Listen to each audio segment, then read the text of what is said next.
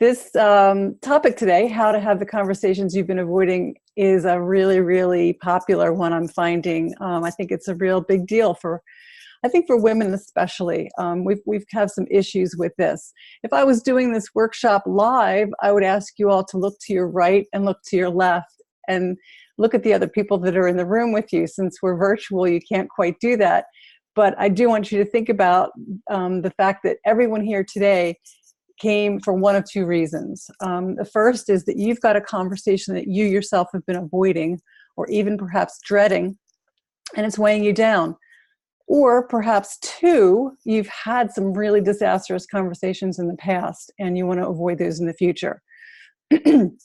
So what I'd like you to do is use the chat box if you've got that available to you and you're not driving or something, and enter a 1 if you think that you're an avoider of conversations, enter a 2 if you've had disastrous conversations, and enter a 3 if you've had both, just so we can get a little idea of who's in the room and what's going on for us. So I'm seeing a lot of 3s actually, 1s and 3s. Oh my goodness, wow.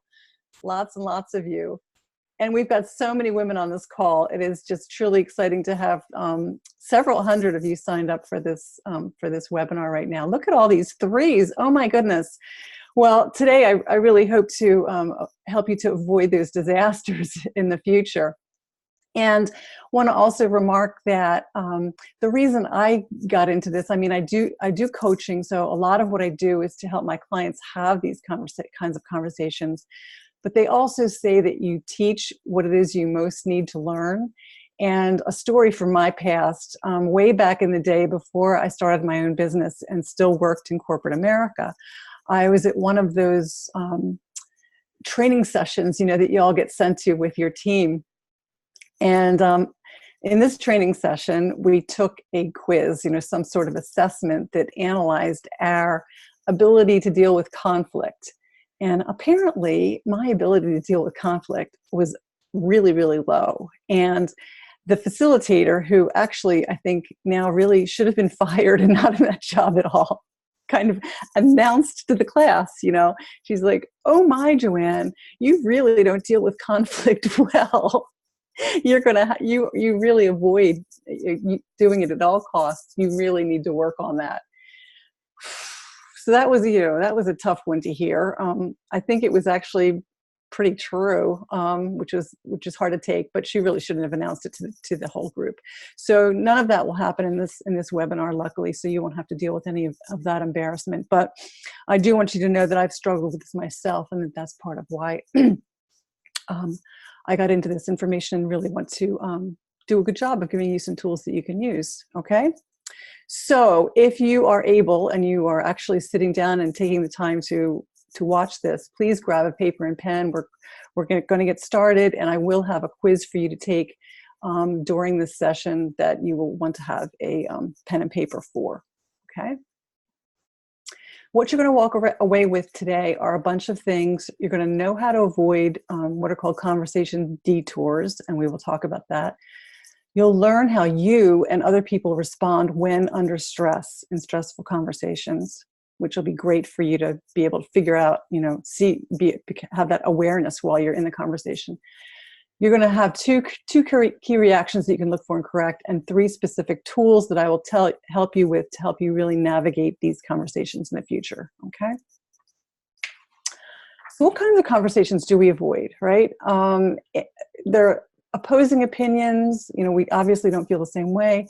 There might be strong emotions involved around that, and the stakes might be really high. So when it's someone who's maybe a family member or someone that we work with, that we've got an ongoing relationship with, that we want to preserve, that's important to us, those can be the really tough ones, those enduring relationship related ones, so they're not just frustrating or challenging conversations. These are a crucial conversation, is really a high stakes conversation. And much of what I'll be talking about in this webinar today is from the book called Crucial Conversations.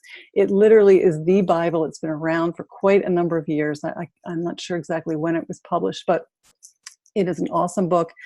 And it goes into much more detail than what I go into. But I will say that one of the things that I'm really talented at doing, if I can share that with you, what I'm brilliant at doing is taking books like these and curating them and coming up with the best tools and takeaways. Okay? So some examples of crucial conversations that we have are a talk with your boss can be one of those, teammate who's slacking off, a coworker who maybe stole credit from you. Those can be really some examples of some tough ones, not easy conversations to have. And, you know, I want to ask you as we go through this, what kind of conversations are you avoiding? What brought you to this session today? And if you can think of one that you've got coming up or that you've had in the past that went south, for those of you who entered the 3 on the chat box, you know, think about one of those examples so you can have that in the back of your head as we're going through the talk today. Okay? So why don't we have them? Why don't we have these conversations, right? Well, I mean, it's really natural. It's a protective way. We're trying to protect ourselves. We're worried about what's going to happen with the relationship potentially. We're worried about how we might react. We're worried about how the other person might react. So we really fear that things might actually, you know, we might get hurt in the process. The other person might get hurt, or it might make things worse, right? And that's the risk. So why do we have them? Why can't we just avoid these conversations for the rest of our lives? Why is it important to even have them? One big reason is that our emotional intelligence, I'm sure you've heard of that, EQ, your emotional intelligence quotient. If you have a higher emotional intelligence, you are more successful in the workplace. And several of the parts of the EQ actually relate to your ability to have these. So your higher your EQ, if you can have these, you'll have a higher EQ and you'll have greater success in the corporate environment and life in general, actually. And 2, it'll lower your stress, right? Because if you're carrying around this burden of feeling that you need to have some sort of conversation with somebody that you're not having, it truly is weighing you down and it's stressing you out, getting in your way. The 3rd is you will be able to make better decisions because all that stress, what happens is when we're under stress, and especially in the moment, stressful moments, the energy leaves the front of our brain, the prefrontal cortex, if you will, and it goes to the back of our brain, the amygdala, the reptilian part of the brain. Our cortisol levels, which is our stress hormone, ramp up. And we literally are not able to think clearly and make decisions as well as we would do if we had our whole brain functioning very well. So it helps with, you know, relieving that stress is going to help us to make better decisions. And the higher you go in your company, the last reason, the higher you go, the more you're going to encounter having to have these kinds of conversations. The stakes are going to be higher, the opinions are going to be even more varied, and you're really going to need to get some tools around how to have these. And when I coach with women who are in these positions, much of the coaching is revolved around preparing and helping them have these conversations, strategizing around those, and coming up with the actual language and plan and intention setting that's really important before you have these conversations. So it is important to learn how to use some of these tools. Where do we begin? We're going to start with the heart, all right? And this is really important. You need to ask yourself, what do I really want for me, for the other person, and for the relationship in general around having this conversation? What do I really want? How would I behave if I really wanted these things? So if you really wanted your relationship to be better, or the project to get off the ground, or the conflict to stop, those are the things that you've got to think about. You've got to set your intention and deal with yourself first and your attitude, because you're the only person that you can control in having these conversations, in getting into these, right? So if you've got the wrong motives going in, you're going to get bad results, all right? So you got to check in with yourself big time as you get into this. In most situations, we are unfortunately contributing somehow to the problem. that has made this relationship become an issue or this thing become an issue. So you'll want to look at what you might be contributing to that. Okay. Some of the ways we get sidetracked. So these are the detours that I spoke about on the one of the initial slides with the takeaways. The way we many times get detoured in these conversations is that we want one of three things. We want to win, right? We want to be right. And we want them to know that we're right. Or maybe we want revenge. Maybe we feel like we've been, dealt a bad hand, and, we want revenge. We want to show them, we want to make them squirm, really, the other person. We want them to know that they're wrong, maybe, and admit it. So these are some of the common detours. Or maybe we want peace, and we want peace so much, like I was saying that I am usually. We want peace so much that we've avoided having conflict up to this point. And the person has been, getting away with things and using behavior that isn't really appropriate. And we haven't said anything. So maybe, we've just wanted peace. And so we've just, the conversation never happens or doesn't go well if it even does come up. We're just avoiding any uncomfortable feelings. So given all that groundwork, how do we get started in having these conversations? And that's usually the hardest part, right? Getting started. Even thinking about how you're going to initiate bringing the topic up, or even getting the person into the room, or that kind of thing. So I've put together a list of starters here for you. Okay, and there's a lot of words on this page. I'll read them in case you're not able to see the video and you're just listening to this. But these are a few options for how to get started to make that opening play with someone. And as you're thinking about planning for your own conversation, I would ask that you choose one of these starters. So I'll just read them really quickly. So I'd like to talk to you. Number one is, I'd like to talk to you about such and such. But first, I'd like to get your point of view. And yes, you will be able to get copies of this. Well, I think the tape will be posted on the Elevate site, and you will be able to get copies of these starters. I'll tell you in a little bit ways to get in touch with me to get all this stuff. Another way to start is to say, I need your help with what just happened. Do you have a couple minutes to talk? I think we don't use this one enough, asking people for help. It's okay to ask for help. People usually, assuming they're rational human beings, want to help other people. So this is a great one. Or the third one, I need your help with something. Can we talk about it soon? If they say, sure, let me get back to you, make sure, of course, you follow up with them. I think we have different ideas about such and such. I'd like to hear your thinking on this. Again, so this is opening up, I'd like to hear your thinking. It's not all going to be about me ramming my opinion down your throat, right? I'd like to hear your thinking. I'd like to hear your thoughts. I'd like to see if we might reach a better understanding about the project or whatever it might be. I really want to hear your feelings and to share my perspectives as well. So these are setting the stage to have an open, equal dialogue with someone.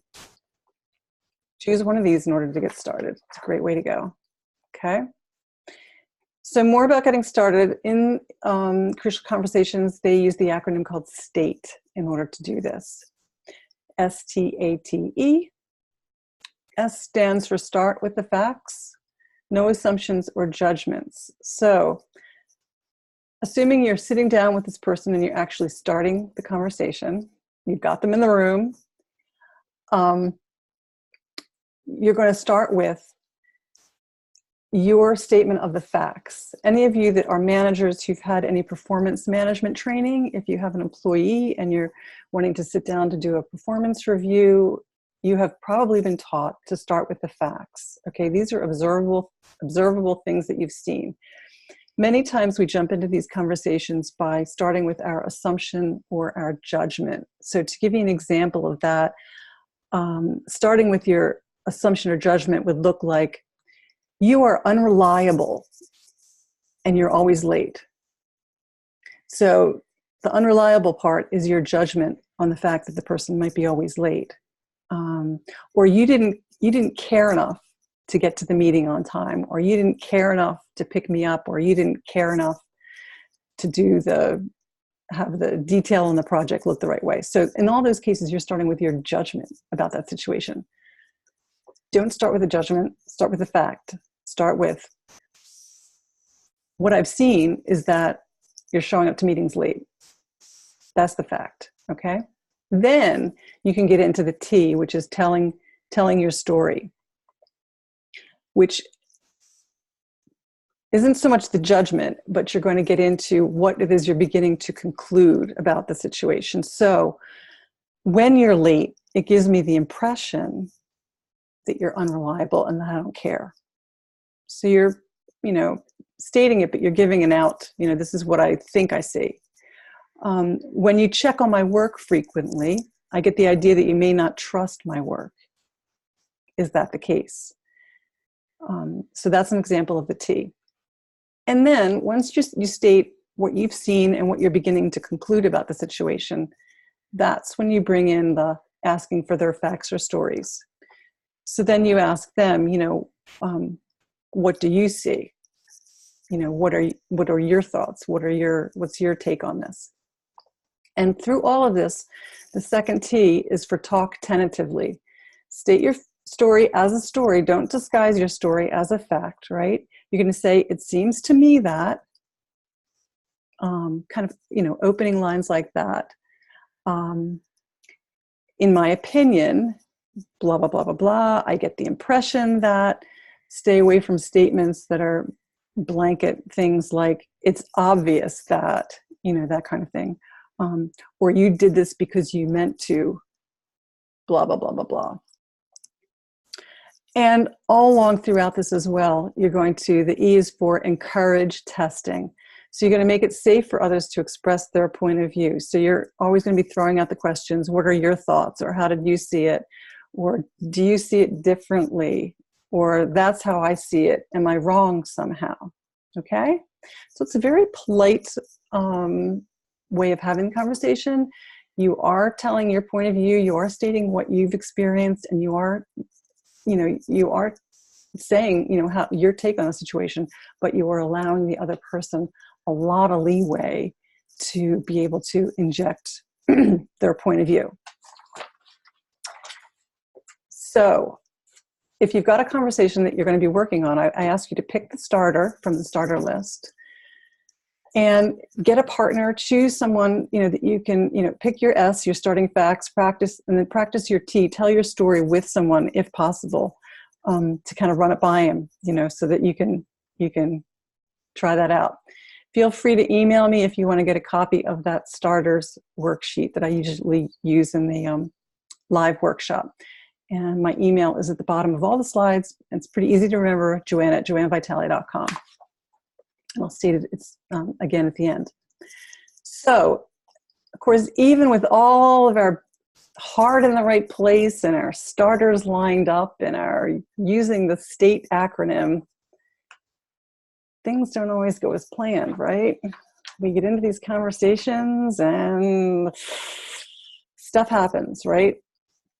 And so let's take a look at exactly what that stuff is that happens so that you can get a better handle on it. What happens is, and this is step 2, is you're going to need to make it safe, because what happens is people start to feel unsafe and they go into one of 2 modes. One is called silence and the other we call violence, which is a little dramatic, I guess, but sometimes it can be pretty dramatic, right? And these are going to be the situations where it gets uncomfortable, right? People start, jabbing back, getting defensive, all that stuff. So let's break these out and really take a look at what's going on, because we really want to get everyone to feel safe in having these conversations. Because when you think about it, when you feel safe, think about someone, you can say anything when you feel safe. And people can say anything when they feel safe. Think about having talks with your best friend or someone that you really, truly trust. You feel safe with them and you can share anything. So we want to improve that level of safety and get that up there, okay? So you're going to be looking for, in these conversations, whether you are seeing silence or violence from your people. And as I said, this is what people move into when they feel unsafe. To better appreciate and develop your own awareness about what this looks like and feels like, we're going to look at what your style is, what your personal style is under stress in these kinds of situations. So once you know your own stress patterns, you can stay better connected in these conversations when things get rough, and you can better recognize these kinds of reactions and empathize with these kinds of reactions when you get into these conversations yourself. Okay? So we're going to take a quiz. If you've got that pencil and paper, please get that.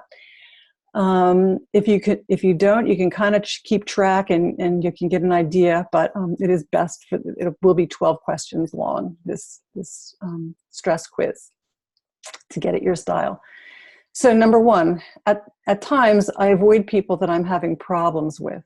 Yes or no? Answer yes or no to all of these questions. 2, I've put off returning phone calls and emails because I don't want to deal with someone. Frankly, I don't know many people who haven't done that. 3, sometimes when people bring up touchy issues, I try to change the subject. Yes or no? With stressful topics, I sometimes hold back rather than give my candid opinion. Yes or no? Rather than tell people exactly what I think, sometimes I rely on jokes or sarcasm. 6, when I've got something tough to say, I offer insincere compliments to soften the blow. 7, to get my point across, I sometimes exaggerate my side of the argument. 8, if I seem to be losing control of the conversation, I might cut people off or change the subject and bring it back to where I want it to be. 9, when others make points that seem stupid to me, I sometimes let them know without holding back at all. 10, when I'm stunned by a comment, sometimes I say something like, give me a break, or that's ridiculous. 11, sometimes when things get heated, I move from arguing against others' points to saying things that might hurt them personally. 12, if I get into a heated discussion, I've been known to be tough on the other person who might feel a bit insulted or hurt. All right. So let me show you. Save your answers. If you want to get a copy of that quiz, please email me again and I can send you a copy of that. We're going to talk a little bit more about silence and violence before we look at your results. And if you know the common forms of silence and violence, you can see these safety problems before they occur, okay? So silence comes up in 3 forms, and if you read this from left to right, on the left we've got the lowest version of silence up to the most extreme on the right-hand side of the slide. The first being called masking, and that's where we sugarcoat, we use sarcasm, we use jokes, or we understate the situation. Things like, we would say things like, really? That's what you think? It's kind of a sarcastic response. Might be some snide, we might make some snide remark. It's kind of a passive-aggressive thing. Or we might use a weak or insincere compliment to soften the blow. Like, it's not that bad. It's not that bad. Everything's okay. Okay, it's not a big deal. That kind of thing. The second, moving up to the severity level, is avoiding. So in this, we don't want to have the conversation at all. So we redirect. Many employees will do this if we start to point out flaws in their work or some behavior that they need to change. They'll redirect the conversation around something that maybe you do wrong. Well, here's what I see you doing. Or maybe taking the conversation off a completely different path. Going down the rabbit hole, I call it, talking about all the details that might have led up to something, maybe, their car broke down, or their, boyfriend got sick, or, some other issue that takes you completely off course as a way of avoiding talking about it. I'm sure you've experienced this. And the third is withdrawing, and this can get as severe as people actually leaving the room. In most cases, withdrawing will be, person will just completely zip it up. and won't say anything. So in that case, that's, and many of our responses, I think, as women is to just, we don't say anything, which is really a way of withdrawing. So those are the three versions of silence. Now let's take a look at violence. And in violence, we've got three other things, and it's just as the same slide, they do get more severe as we go over to the right. So the first would be controlling, which is cutting others off, overstating facts, or speaking in absolutes. So, this is the, people interrupting us is a classic. Or I had a client once who she got really, really not good 360-degree feedback results from her staff, and she had a habit of holding up her hand to stop people from talking. So that's a pretty dramatic way of controlling. The second is called labeling, and that's where we name call people or name call ideas, right? Or dismiss them as some kind of stereotype. So you might say, your ideas are really stupid. So that's a violent labeling kind of thing. Or you group people into some kind of category, like, oh, you're from HR and all HR people do that, or something like that. And the final one is attacking. And this is where you get really belittling, threatening. It's name calling up to a higher level, threatening or insulting the person, telling them that they are stupid, not just that their idea is stupid, that they are stupid. And hurting people really personally. So you're not talking about the project anymore. You're talking about them as a person and their particular behavior and what you say. So now that we know about those 6 different types, the safety and the silence and the violence in the 3 areas, let's look at your quiz results, okay? So in silence, to score yourself, if you answered yes to 1 and 2, you're using withdrawing. If you answered yes to 3 and 4, you're avoiding. If you answered yes to 5 and 6, you're using masking, and those are all silence related. And I would ask you to total those separately so you can see what your silence score is. And then violence, you've got controlling, number 7 and 8, labeling 9 and 10, and attacking 11 and 12. And add those up.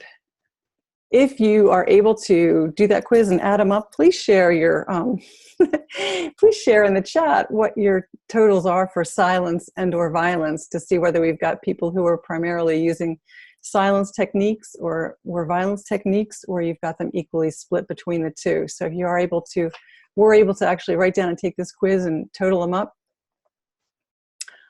please let me know what you come up with. Okay, so Katie, thank you. You've got 3 silence and 3 violence. Okay, so you're pretty equal. Emmanuel has got some 4 in violence and 3 in silence. And we've got, wow, they're really coming in. I'm happy that you guys are able to see this and work this out. We've got some just silence people, which I'm not surprised.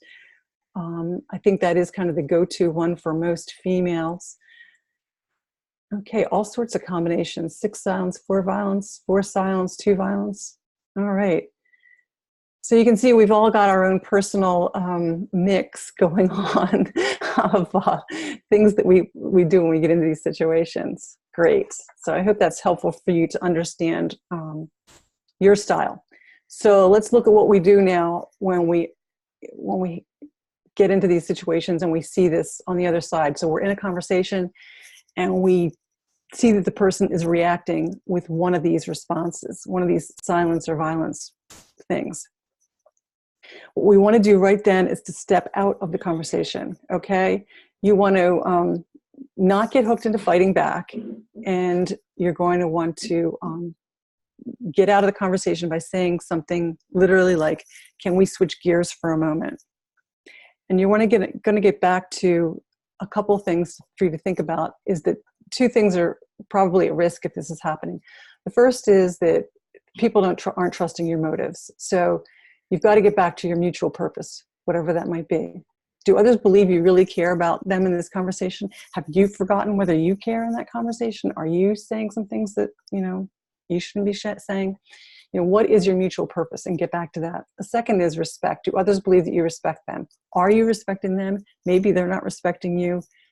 You can actually bring up, you know, I think we're not respecting ourselves in this, you know, let's talk about that and then get back to the conversation. So look for ways that you're similar and not different and build off of it and get back to some of that purpose. All right. 3 specific tools to help you do these things, to get you regain purpose and regain respect.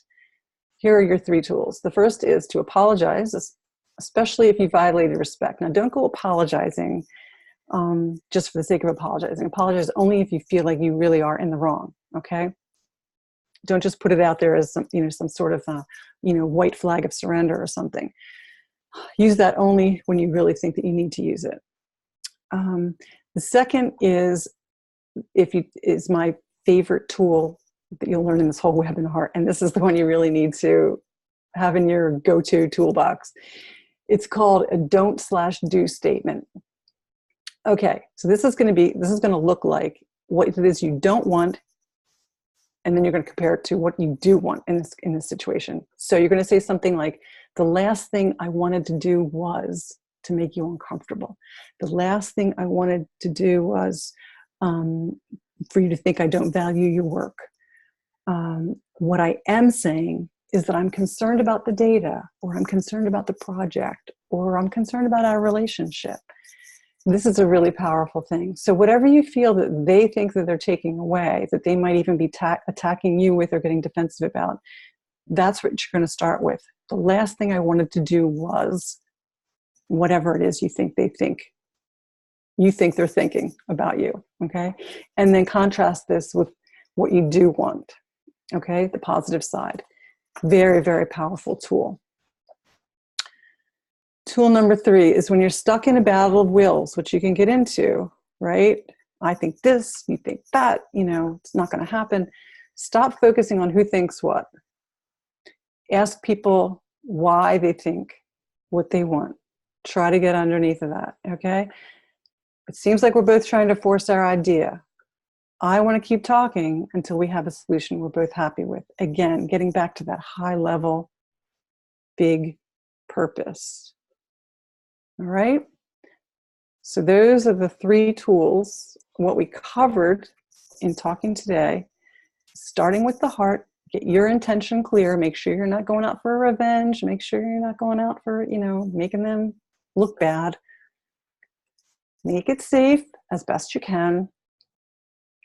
Realize what not feeling safe looks like. I hope that you learned that today. And recognize how you react when you're under stress in these situations. And go back to these 3 tools to make it safe. And if you want even more info about those, you know, please, you know, get the book. And they have a lot more examples about how to do that, and some other tools and techniques. But I chose these because I thought these were like really the go-to easy ones to implement right away. Okay, so hopefully that helps. And if you want to continue the conversation with me, if you have a crucial conversation that you want help with specifically, I've got a special webinar price for that, for you to do that. The book again is called Crucial Conversations, for those of you that just might have come in a little late. It is the Bible on these kinds of conversations. If you can also, if you want to get a taste of coaching, my coaching is based on figuring out what it is that you are brilliant at doing, what makes you unique and wonderful and awesome. And if you want to get a taste for that, I've got a free 20-minute session we can do together to get you started on understanding some of the things that you're brilliant at, which is really fun. And you can get on that from my website, or again, you can just email me and we can set that up. I'll send you a link to my calendar. Or if you want to do coaching, talk about it, have me speak at your thing, do a webinar or workshop for your organization, or just chat, just put free 20 in the email line and you can contact me about that. All right. So thank you so much. And I hope you're taking away some tools and some insights about yourself today that are helpful.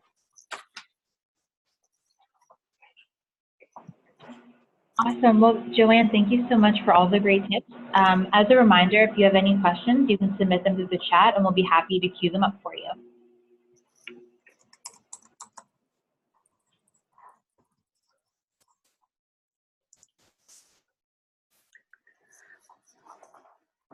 Yeah, let me know if there's anything I can help you with right now that you have a question about.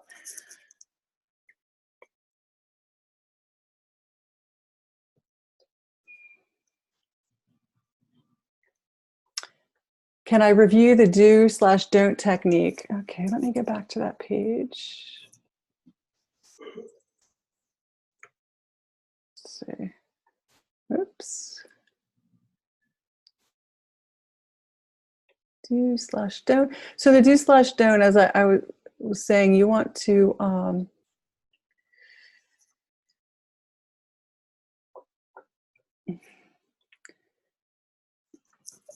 say, really literally take this phrase, the last thing I wanted to do was to have you feel bad. Or the last thing I wanted to do was embarrass you. Or the last thing I wanted to do is for you to think that I think your ideas are stupid. Whatever it is that you think that that person is thinking, or what their reaction, try to get a gauge on what their reaction is and say that's not what I wanted. I didn't want you to feel that way. The last thing I wanted in this conversation was to have you feel that way. What I do want is for us to be able to have this, without feeling bad. What I do want is for us to, have this conversation and get clear on what we both think and be able to come up with a solution.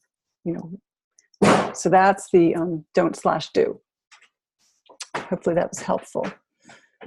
What do you suggest if the other person isn't cooperating with your attempt to make the conversation safe? How do you safely extricate yourself and suggest, so you've answered your own question. Yes, you want to safely extricate yourself and suggest discussing it later.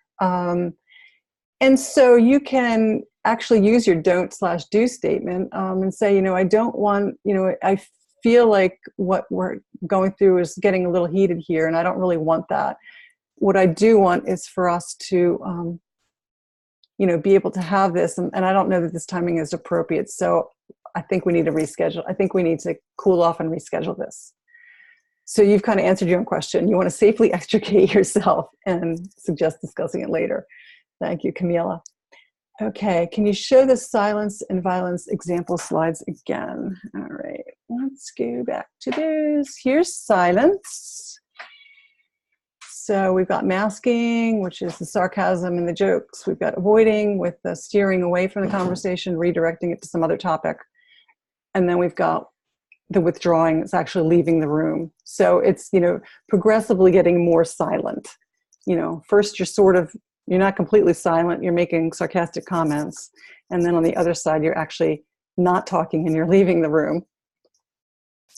And then on the violent side, you've got being controlling, cutting people off, speaking in absolutes, exaggerating things, kind of name calling through to attacking and belittling and insulting. Okay, let's see. Scroll back up here. Crucial conversations with teenagers, the same. I don't know that there's a difference between adults and teenagers. I don't know that the reactions are any different. I think the same techniques would apply to teenagers. They might, especially if they are your personal child, teenagers, you would know probably what their most go-to defense strategy would be. So knowing that going in, you might be able to then think about, this is what I think they're going to be doing, either violence or silence. Many teenagers will either get into the defensive violence, or perhaps even, boys especially may get more into even just not saying anything. Let's see. Tools for managing my emotions. Ooh, big one. I think the tool of just knowing which one of these categories you're going to fall into, how you react is going to be important. While having the conversation, I don't know if you've ever heard of something called the emotional freedom technique, EFT.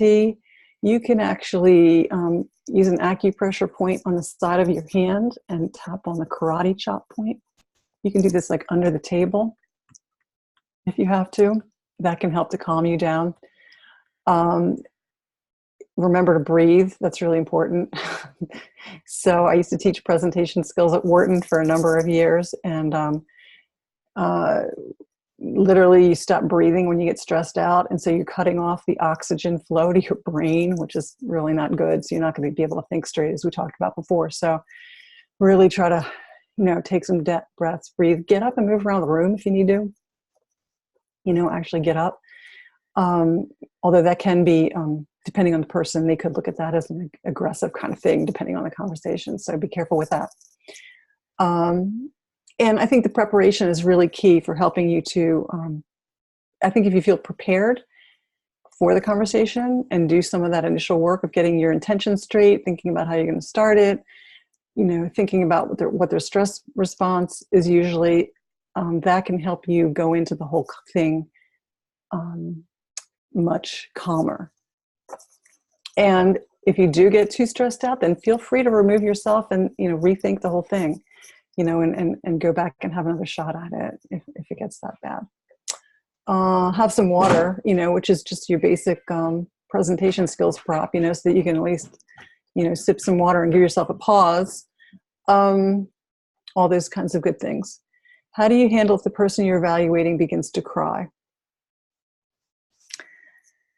If you're evaluating, so it sounds like you're a manager, I would think, Lori. Is that the situation? You're a manager and you've got someone who you're giving so they start to cry. So, I mean, in that, you're going to have to, access your humanity in that case and get out the tissues, ask them if they need a minute. And then I would really look at, depending on what the topic is, maybe they either have a good reason to be that upset or maybe they don't, So to get underneath of that and ask some questions about, what is it mostly that's upsetting you with this? What is it anything that I can do to help you with this? So, that's not an easy thing. You just really have to ask them if they need a minute, give them a tissue, maybe ask them some other questions. Do you want to talk about it some more? What is it really that's, having you get that upset?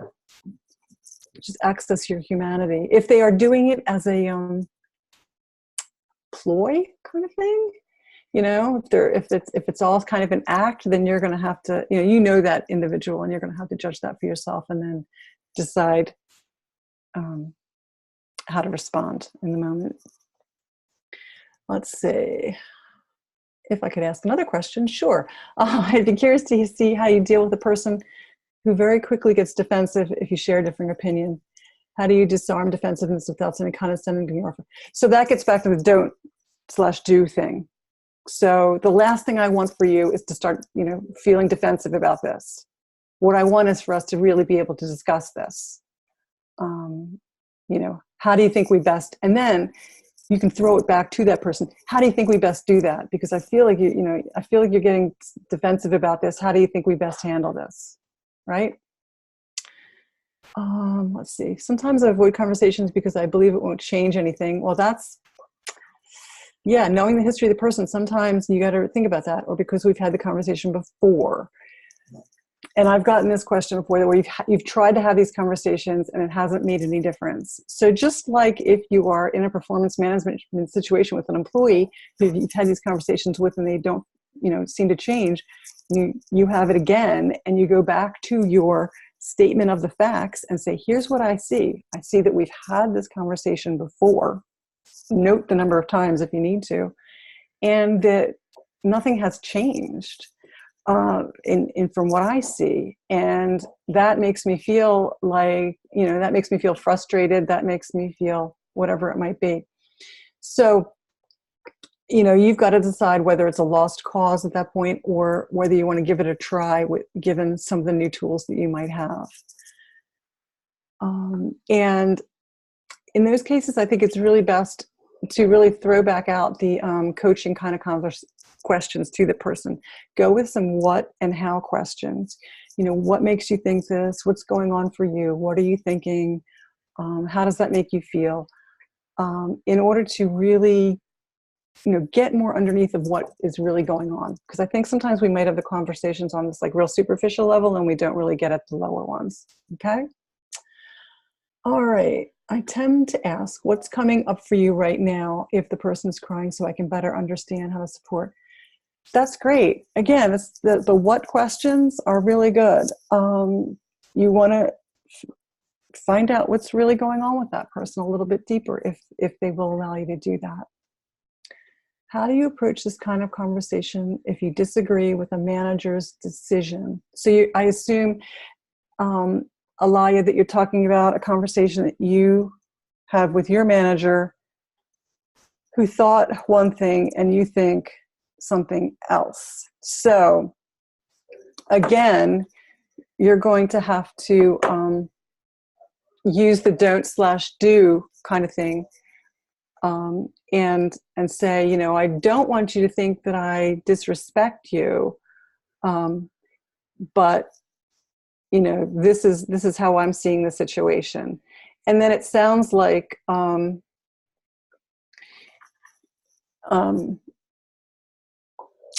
you really want in that situation is to understand where that person's coming from, where the manager is coming from, right? So go back to your what and how questions and really, talk to that person about what you think's going on with them, what that manager's thinking.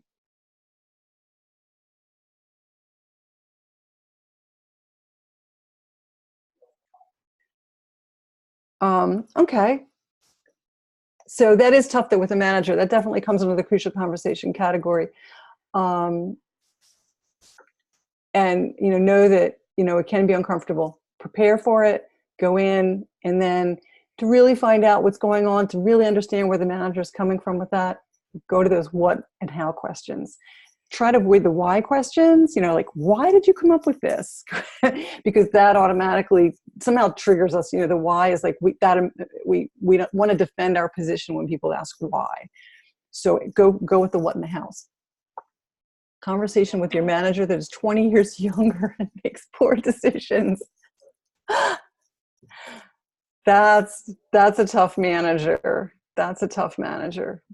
All the same, it's the same tools, it's the same ideas. There's nothing,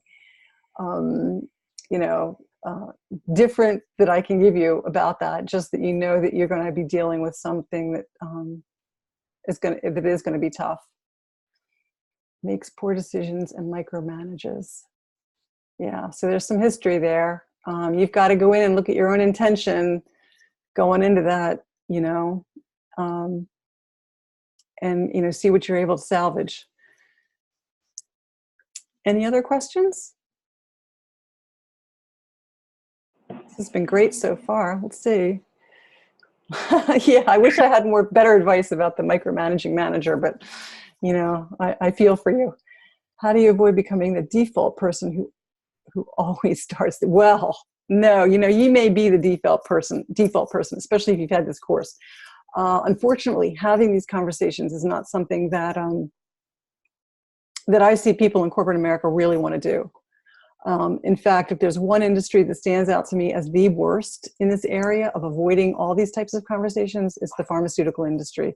Something about the pharmaceutical industry and maybe the number of PhDs, I don't know what's going on there, but they will talk to everyone and their sister and brother about what's going on. They will gossip, they will connive, and they will not talk to you personally.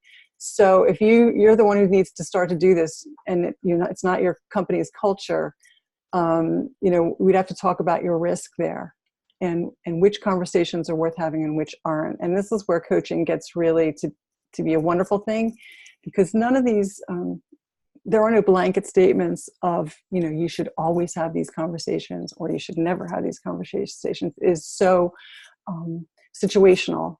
That we really need to look and strategize to be about each one as a separate thing. Initiate crucial conversations with a husband. So go back to those starters. It's the same starters.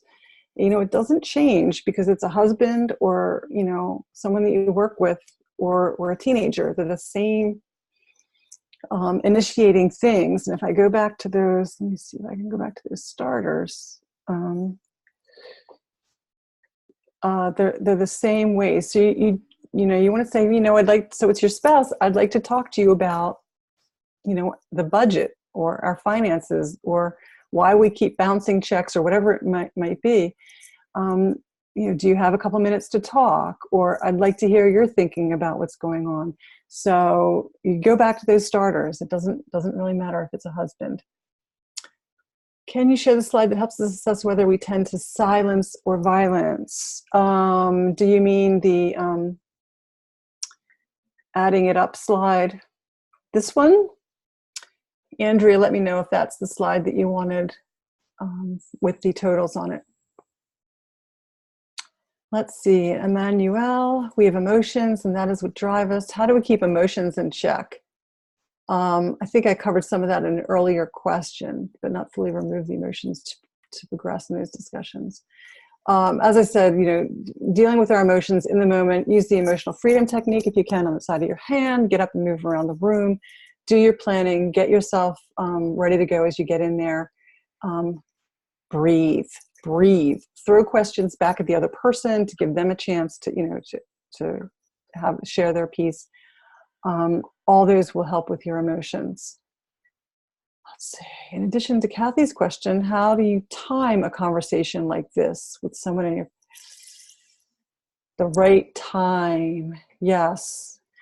So again, you're going to have to look at that particular person and what works for them. I mean, I know I've had issues with my family that I've wanted to have the conversation sooner rather than later. But I've really found that later and sometimes is better. Make sure the person's had sleep, make sure the person's not coming off of something weird. You're going to have to evaluate that timeliness based on your situation. And it can be difficult to identify the right timing.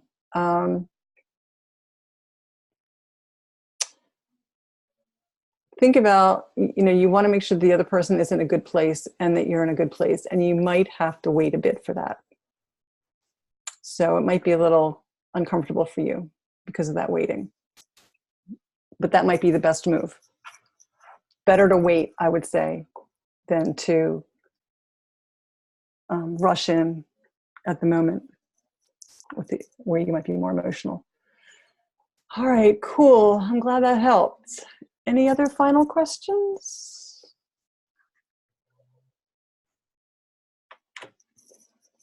And as I said, if you want to strategize about your own particular situation, let me know.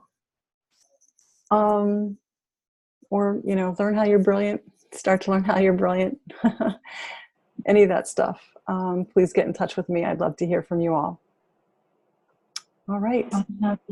Joanne, thank you so much for all the great advice today. This was such a great jam session. Okay, awesome. Thank you everyone for listening in today. And again, if you have any questions, please feel free to contact Joanne with the information that's still on the screen. We also love to hear from you, so please feel free to reach out to info@elevatenetwork.com or through our Facebook, Twitter, and LinkedIn. This jam session has been recorded and will be available to view on our website. Thanks everybody. Have a great day. Bye-bye. Thanks.